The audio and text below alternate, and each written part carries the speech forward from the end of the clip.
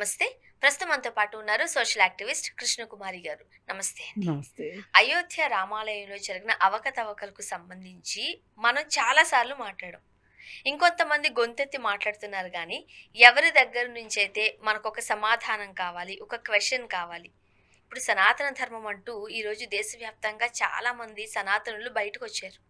ప్రధానమంత్రి నరేంద్ర మోదీ గారు బీజేపీ తరపు నుంచి మాట్లాడుతున్న వాళ్ళు వీళ్ళందరూ కూడా హిందూ ధర్మాన్ని కాపాడడం కోసం అన్నట్లుగా వ్యవహరించడం చూసాం. ఇప్పటి వరకు దానికి సంబంధించిన వాళ్ళు ఎవ్వరూ స్పందించలేదు. రాజకీయ నాయకులు స్పందించడం లేదు. అయితే విహెచ్ గారు దీనికి సంబంధించి ఫైర్ అయ్యారు. మరి చిన్నజీఆర్ స్వామి గారు ఏమయ్యారు? మిగతా స్వాములు ఏమయ్యారు? ఇంత పెద్ద ఎత్తున అవకతవకలు జరిగినప్పుడు మాట్లాడాల్సిన అవసరం లేదా? మీరేమంటారు ఆయనకు సంబంధించి? విహెచ్ గారు అన్న మాటలతోటి నేను పూర్తిగా ఏకీభవిస్తున్నానండి. ఆయన అనింది కరెక్ట్ మాట. అసలు ఎట్లా మీకు మనసొప్పింది? అవును. మీరు నమ్మే దేవుడు కదా! ఆ నమ్మే దేవుడికి గుడి కట్టుకున్నారు, బాగుంది. అసలు గుడి కట్టుకోవడం వెనకమాల కూడా భక్తి కంటే కూడా మీకు రాజకీయం కనిపించిందా? రాజకీయం ఉంది. అప్పట్లో ఈ ఈ రామ జన్మభూమి విషయంలో విహెచ్పి కానీ వీళ్ళెవరూ ముందింత ఇంట్రెస్టింగ్గా లేరు. అక్కడ అఖాడా అని చెప్పి ఒక ఏమంటారు, ఒక మఠం అనుకోండి, వాళ్ళు ఉన్నారు. వాళ్ళు దీని గురించి కేసులు వేసింది, పోరాటం చేసింది వాళ్ళు. అయితే ఇప్పుడు ఆ అఖాడాకి సంబంధించి ఈ రామ్ జన్మభూమి గుడిలో వాళ్ళకి హక్కు లేకుండా చేశారు. ఓకే. హక్కు లేకుండా చేసి, కాకపోతే ఏం చేశారంటే ఒక ట్రస్ట్ ద్వారా జరగాలి, ఆ ట్రస్ట్లో వాళ్ళ మెంబర్స్గా పెట్టుకోండి అని చెప్పి కోర్టు చెప్పడం జరిగింది. సుప్రీంకోర్టు భూమి కేటాయించడం దగ్గర నుంచి వివాదాస్పదమైన భూమి 5 ఎకరాలు. ఈ 5 ఎకరాల్లోనే రామ్ జన్మభూమి ఉంది, రాముడు ఇక్కడే పుట్టాడు అని హిందువులు అంటారు. కాదు, అక్కడ బాబర్ మసీదు కట్టాడు, బాబ్రీ మసీదే అని వాళ్ళు అంటారు. సరే, ఏది ఏమైనప్పటికీ కూడా ఫైనల్గా అక్కడ హిందువులే గెలిచారు. సరే, ఒక ట్రస్ట్ ద్వారా రాముడి గుడి నడపాలి అని అనుకున్నారు. దానిలో ఈ అఖాడా వాళ్ళని కూడా చేర్చారు. అయితే వాళ్ళు మొదటి నుంచి కూడా రాజకీయ పార్టీల వాళ్ళని దూరం పెట్టాలి అని వాళ్ళు కోరుకుంటా ఉన్నారు. ఎందుకంటే రాజకీయ నాయకులు ఖచ్చితంగా వాళ్ళ రాజకీయానికి ఈ గుడిని వాడుకుంటారు అనే నమ్మకం వాళ్ళకు ఉంది. పైగా ఈ రాజకీయ నాయకులు వచ్చారు అంటే వాళ్ళ చూపంతా హుండీల మీదే ఉంటుంది అనే ఒక భయం కూడా వాళ్ళకు ఉంది. కానీ తప్పనిసరి పరిస్థితుల్లో ఆ కమిటీలో విహెచ్పి వాళ్ళు అందరూ వచ్చి చేరారు. ఇప్పుడు చంపత్ రాయ్ అనే ఆయన దానికి మెయిన్. ఆయన ఎవరంటే అశోక్ సింఘాల్ యొక్క విహెచ్పి చీఫ్ ఒకప్పుడు ఉండేవాళ్ళు. ఆయన శిష్యుడే ఈ చంపత్ రాయ్. నిజానికి చంపత్ రాయ్ ఈ రోజుకి మంచివాడనే చెప్తారు అందరూ. ఏంటి, ఆయన సింపుల్గా ఉంటాడు అని చెప్తారు ఓ పక్క నుంచి. చాలా సౌమ్యుడు ఇవన్నీ కూడా అంటారు. కానీ ఆయనకు తెలియకోకుండా ఇంత జరిగిందా? ఇంత జరిగితే ఆయనకు తెలియకుండా ఉండదు కదా. కాకపోతే ఆయన ఒకందుకు నోరు మూసుకుని ఉండొచ్చు. ఇప్పుడు ఆ పోస్ట్ చాలా గౌరవనీయమైంది, చాలా పెద్ద పోస్టు. ఇప్పుడు నేను వీళ్ళందరికీ ఎదురు మాట్లాడానంటే నా పోస్ట్ ఎక్కడ కూలిపోద్దో, అంటే దానికి ఎక్కడ ఎసరు వస్తుందో అని చెప్పి అతను వీళ్ళందరికీ సైలెంట్గా సపోర్ట్ ఇచ్చాడు. ఎవరికి వాళ్ళు స్వప్రయోజనాలు చూసుకున్నారు. అయితే ఈ దేవుడి గుడిలో తీసుకున్న డబ్బులు ఏవైతే ఉన్నాయో, హుండీలో వేసిన డబ్బులు కానీ, బంగారం కానీ, వెండి కానీ, ఇవన్నీ ఎవరికి దోచింది వాళ్ళు తీసుకున్నారు. తీసుకొని రియల్ ఎస్టేట్ చేసుకున్నారు ఒక మెంబరు. కొంతమంది ఏం చేశారు, స్టాక్ మార్కెట్లో పెట్టారు. కొంతమంది అయితే ఏకంగా ఈ బంగారాన్ని వెండిని కరిగించేసేసి కడ్డీల రూపంలో తీసుకెళ్ళి దాచుకున్నారు. కొంతమంది ఇళ్ళు కట్టేసుకున్నారు. అసలు సాక్షాత్తు ఈ చంపత్ రాయ్ డ్రైవర్ అయితే వాడు మామూలుగా డ్రైవర్కి ఎంత ఉంటుంది జీతం నెలకు?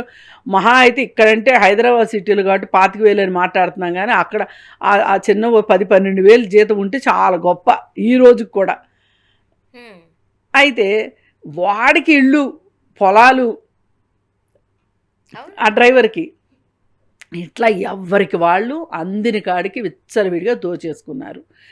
ఈ ఈ ఈ ఈ డబ్బులు అన్యాక్రాంతం అవుతున్నాయి అని చెప్పి ఇప్పుడే కాదు.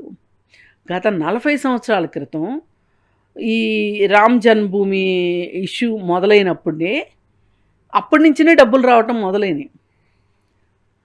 ఒక ప్రధాన పూజారి ఆ ఆలయంలో పూజారి ఏం చెప్పారు అంటే చాలా పాత రోజుల్లోనే జర్మనీ నుంచి నిధులు వస్తున్నాయి, అక్కడి నుంచి నిధులు వస్తున్నాయి, ఇక్కడి నుంచి నిధులు వస్తున్నాయి, దేశంలో కూడా చాలామంది ఇస్తున్నారు, అవన్నీ బీజేపీ నాయకులు దోచుకుంటున్నారు అని చెప్పి ఆయన చెప్పాడు. చెప్తే ఆయన ఏం చేశారంటే ఆ పదవి నుంచి పీకేశారు, పూజారి పదవి నుంచి. అది కోర్టు నియమించింది. అయితే తీసేశారు. తీస్తే ఆయన ఏమన్నాడంటే నన్ను కోర్టు పెడితే మీరెవరు తీసేయడానికి అంటే, ఇక ఈ నిజమైన భక్తులు కావచ్చు, ఈ అఖాడా వాళ్ళు కావచ్చు, వీళ్ళు మైనారిటీలు అయిపోయారు. మెజారిటీ వాళ్ళంతా బీజేపీ పార్టీ వాళ్ళు అయిపోయారు. బీజేపీ పార్టీ వాళ్ళు అయిపోయేసరికి సహజంగా ఏముంటుంది, నిధులు తినటము, ఇదిగో ఇట్లా రకరకాల పనులు చేయటము, అడ్డొచ్చిన వాళ్ళని చంపేయటము. ఇప్పుడు ఎంతోమంది అక్కడ నిజాయితీ అయిన సాధు సంతుల్ని చంపేసిన చరిత్ర ఉంది అక్కడ. సరే, ఇదంతా జరిగింది. జరిగితే ఇప్పుడు మన విహెచ్ గారు ఏమంటారంటే, వి హనుమంతరావు గారు, అసలు దేవుడికి రక్షణ లేకపోవటం ఏంటి? దీనికి సంబంధించి నిజంగానే మన దగ్గర ఇన్ని పీఠాలు ఉన్నాయి, ఎంతమంది గురువులు ఉన్నారు, సమయం సందర్భం వచ్చినప్పుడు వాళ్ళు వాయిస్ వినిపిస్తూనే ఉంటారు, మరి ఇలాంటి సందర్భంలో ఎందుకు వినిపించడం లేదు? ఇప్పుడు ఒకటే, ఎవరైనా వినిపిస్తే చెప్పు దెబ్బలు పడతాయి. ఇప్పుడు మన టీవీ డిస్కషన్లో కావాలని ఒక అతన్ని పంపించి అతని చేత చెప్పు దెబ్బలు కొట్టించారు. పోనీ ఆ చెప్పు దెబ్బలు తిన్న ఆయన ఏమన్నా మామూలు మనిషి అంటే, ఆయన పెద్ద ఏమని చెప్పొచ్చు అంటే, ఆయన కాస్త వేదాలు ఈ వీటికి సంబంధించి హిందూ మత ధర్మానికి సంబంధించి నాలెడ్జ్ ఉన్న వ్యక్తి. పైగా హిందూ మత రక్షణ కోసం, హిందూ ధర్మం రక్షణ కోసం ఆయన ఆ మధ్య చెన్నజీయర్ స్వామి మఠంలోనే హైదరాబాదులో హైందవ సమ్మేళనం అని చెప్పి భారతదేశం మొత్తానికి సంబంధించిన వాళ్ళని పిలిచి మీటింగ్ పెట్టాడు. ఆయన ఒక రాముడికి సంబంధించిన ఒక గుడిని కట్టి, ఆ గుడిని ఏం చేశాడంటే, అయోధ్యలో ఎలా ఉండేది అంటే, ఇప్పుడు గుడి ఉందనుకో, రాముడి గుడి ఉందనుకోండి, అక్కడ ముస్లిమ్స్ కూడా ఉంటారు. అయితే వాళ్ళు ఈ రాముడు ఈ గుడి పూజలు అవి ఏదైనా జరిగే సందర్భంలో వాళ్ళు ఫుడ్డు అవి ఇస్తూ ఉంటారు. అలాగే వాళ్ళ పూజలు ఏమన్నా అంటే వాళ్ళ పండగలు ఏమైనా జరిగినాయి అనుకోండి, వీళ్ళంటే మాంసం ఇవ్వలేరుగా అని చెప్పి, కానీ ఏమన్నా పులిహోరలు అట్లాంటివి వాళ్ళు తయారు చేయించవటం. అంటే ఒకళ్ళకొకళ్ళు చాలా కలిసిమెలిసి ఉండేవాళ్ళు, మత సామరస్యం ఉండేది. అలాంటి దాన్ని ఏం చేశారు, అలా ఉన్న వాతావరణాన్ని బాగా చెడగొట్టేసేసి, అంటే మొత్తం నిజమైన భక్తులు ఉన్నప్పుడు ఏం చేస్తారంటే, మన మతాన్ని మనం ఎంత నమ్ముతున్నామో రెండో వాళ్ళకు కూడా మతాన్ని అంతే నమ్ముతారు కదా, ఆ రెండో మతాన్ని మనం గౌరవిద్దాము అనుకుంటారు. ఆ పాటించే వ్యక్తుల్ని. అది నిజంగా ఇంతకు ముందు అండి హిందూ ముస్లిం భాయ్ భాయ్ అన్నమాట వాస్తవం ఉండేది. మనం ఉన్నామా, మన ఇంటి చుట్టుపక్కల ముస్లిమ్స్ ఉండరా, వాళ్ళ పండగలకి ఉన్నప్పుడు ఒక స్వీట్ రైస్ ఉంటది, నాన్ వెజ్ తినే వాళ్ళకైతే కొన్ని పండగలు ఉన్నప్పుడు ఇంత మాంసం ఇస్తా ఉంటారు, చక్కగా తీసుకుంటారు. బక్రీద్కి వీళ్ళు పండుగలు వీళ్ళు పబ్బాలు ఏమన్నా జరిగినప్పుడు, ఇంట్లో జరిగే ఏదన్నా ఉన్నప్పుడు వాళ్ళకి పెడుతూ ఉంటారు, వాళ్ళు హ్యాపీగా తింటారు, అడిగి మరీ తీసుకునే సందర్భాలు ఉన్నాయి. కానీ ఈ మధ్య ఈ గోలంతా తెలుస్తుంది కదా, గోలంతా ఈ మధ్య ఇది ఫీల్ అవుతున్నాం కదా. ఖచ్చితంగా, అయ్యో ఇందులో డౌటే ఉంది. అసలు పక్కన ఇంత మత సామరస్యం ఉండేది, నేను అలాగే ఆ మత సామరస్యంతో ఉండాలనే హోలీ పండుగ 3 మతాలు కలిసి జరిపించాడు ఆయన, ఎవరు, రమణమూర్తి. అలాగే ఆయన గుడి కట్టించారని చెప్పాங்க, ఆ గుడికి అందరూ వస్తారంట. ఇట్లా ఉన్న ఈ పరిస్థితుల్లో అలాంటి వ్యక్తిని పట్టుకుని కొట్టితే,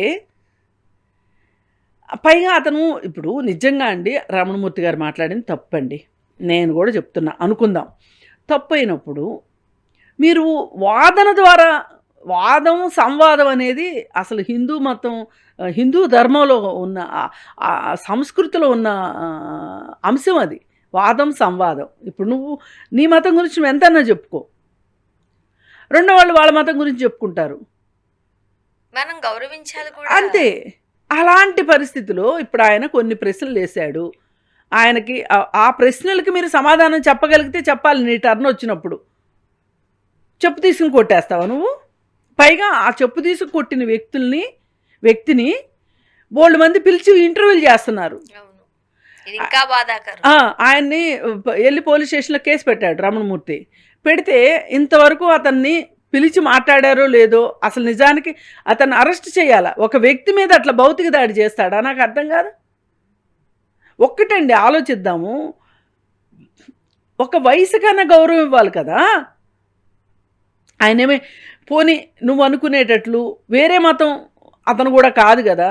నువ్వే మతాన్ని అయితే నమ్ముతున్నాను అనుకుంటున్నావు ఆ మతాన్ని నమ్ముతున్నాడు. కాకపోతే మీకు వచ్చిన కడుపు నొప్పి ఏంటంటే ఆయన ఈ మతం పేరు చెప్పుకొని రాజకీయం చేస్తూ ప్రజలను మోసం చేస్తున్నారు అనేది చెప్తున్నాడు. అది మనకి నడవల, అది మనకి నచ్చల. మరి ఇట్లాంటి పరిస్థితి ఉంటే వాళ్ళు మాట్లాడలేదేంటి, వీళ్ళు మాట్లాడలేదేంటి అని విహెచ్ గారు అంటాం నాకు ఆశ్చర్యంగా ఉంది. ఆయన అనుభవంలో ఇట్లాంటి ఎన్ని చూడలేదు. ఇప్పుడు చిన్నజీయర్ స్వామి ఆ మాట అన్నాడే అనుకోండి, వ్యతిరేకించాడు అనుకోండి, ఆయన పోస్టు ఊడిపోద్ది ఫస్ట్ అర్జెంటుగా. ఎవరండి వాళ్ళ పోస్టులు పోగొట్టుకుంటానికి సిద్ధంగా ఉండేది? అందుకని ఏంటంటే ఇవాళ పరిస్థితి ఒక అరాచక స్థితికి వెళ్ళిపోయింది. పెద్ద లేదు, చిన్న లేదు, జ్ఞానం లేదు, అజ్ఞానం లేదు, ఏమీ లేదు. ఉన్నదంతా ఒకటే, దోచుకుందాము దాచుకుందాము. ఇది బాధాకరం అండి. ఇది చాలా ఎంత భయం కూడా అవుతుంది. ఈ దేశంలో ఇది చాలా బాధాకరం. అసలు ఇది ఒక్కటే కాదు, ఇప్పుడు ఆయన రాజకీయ పార్టీల చేతిలోకి మతం వెళ్ళిపోయింది, దేవుడు వెళ్ళిపోయాడు. వెళ్ళిపోయిన తర్వాత ఇట్లాంటివే జరుగుతాయి. బాధాకరం. విహెచ్ గారు ఏదో దింపుడు కళ్ళెం ఆశలాగా అడిగినట్టున్నారు, మీరేం చేస్తున్నారు అని. కానీ అందరూ చూస్తూ ఉన్నారు అంతే. Thank you.